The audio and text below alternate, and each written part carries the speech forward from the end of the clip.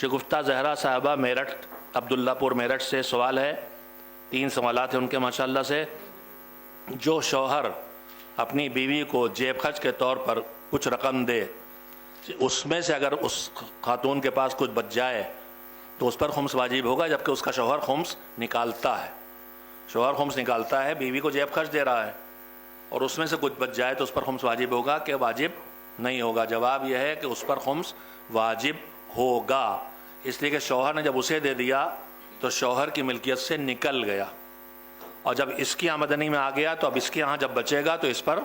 واجب ہوگا۔ ورنہ اگر یہی قانون بن جائے کہ انکم ٹیکس ایک نے دے دیا ہے تو وہ پیسہ جہاں جائے، اب کسی کو انکم ٹیکس نہیں دینا تو ایک ہی آدمی دے گا، باقی نہیں دیں گے۔ اسی طرح سے خمس بھی ہے کہ میرے اوپر واجب ہے، میں نے اپنا واجب ادا کر دیا، میں نے اس بیٹے کو دیا، اس بھائی کو دیا، کسی کو دیا، اب مولانا صاحب کو دیا ہدیے میں، تو ان کا خمس نکالا ہوا مال ہے، لیکن اب وہ ان کی ملکیت بنا، اب وہ خرچ کریں، بچ جائے گا تو خمس دینا ہوگا۔ دوسرا سوال یہ ہے کہ مارکیٹ میں 10 کا سامان 15 کا بتا کر زیادہ تر بیچا جاتا ہے، تو کیا یہ جھوٹ پر بکے ہوئے سامان سے کمائی ہوئی دولت حلال اور جائز ہے؟ سوال تھوڑا مبہم ہے۔ اگر وہ 10 کا سامان خرید کے 15 کا بیچیں، 20 کا بیچیں، جائز ہے ان کے لیے، لیکن شریعت کہتی ہے کہ حد سے زیادہ نفع کمانا اللہ کی نگاہ میں ناپسندیدہ ہے، اور جہاں تک مجھے یاد آتا ہے کہ مکروہ کا لفظ اس کے لیے استعمال ہوا ہے۔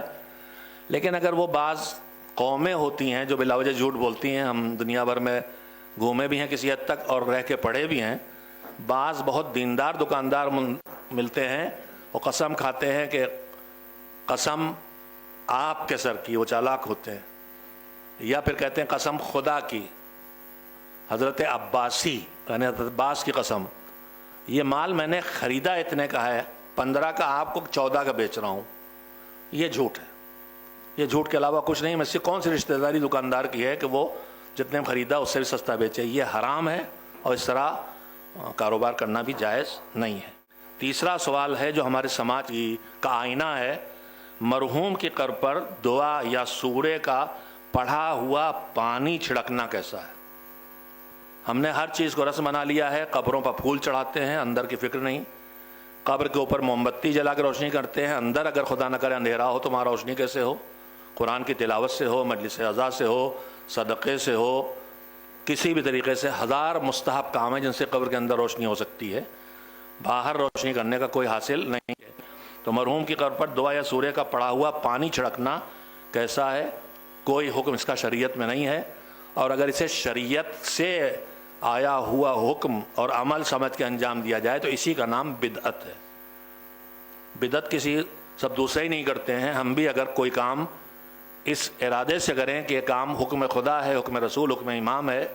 یہ سمجھ کے کریں اور وہ نہ ہو حکم خدا،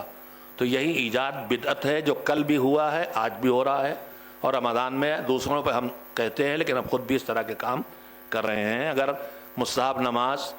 اللہ نے جماعت سے نہیں رکھی ہے تو نہیں رکھی ہے، چاہے وہ لاکھ رمضان کا مہینہ ہو، نہیں تو نہیں،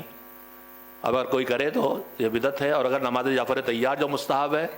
اگر وہ میں جماعت سے پڑھانا شروع کر دوں تو یہ بھی بدعت ہے، دونوں میں کوئی فرق نہیں ہے۔